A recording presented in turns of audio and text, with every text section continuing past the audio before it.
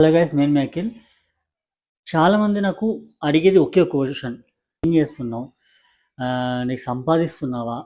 అది బ్రదర్, నేను డబ్బు సంపాదించడానికి కాదు బ్రదర్, నా మనసుకు హ్యాపీనెస్ని ఇస్తున్నా. అంటే నా సంతోషం కోసం నేను చేస్తున్నా. అంటే నాకు నచ్చిన పనిలో అది వన్ టైం తిన్నా నేను హ్యాపీగా ఉన్నా.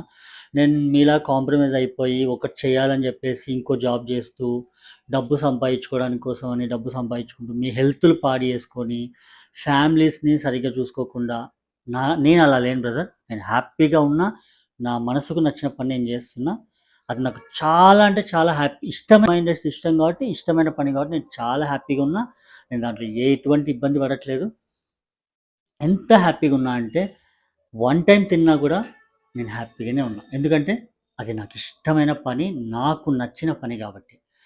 అండ్ ఇంకోసారి ఒకరిని అడిగే ముందు ఫస్ట్ ఆఫ్ ఆల్ మనమేంటో అది తెలుసుకొని అడగండి, ఓకే?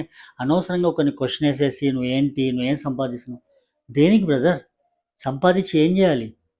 చనిపోయినప్పుడు ఆఖరికి ఇప్పుడు నేను వేసుకున్న షర్ట్ కూడా రాదు బ్రదర్ నాతో పాటు, ఓకే? చనిపోయినప్పుడు ఈ షర్ట్ కూడా రాదు, ఓకే?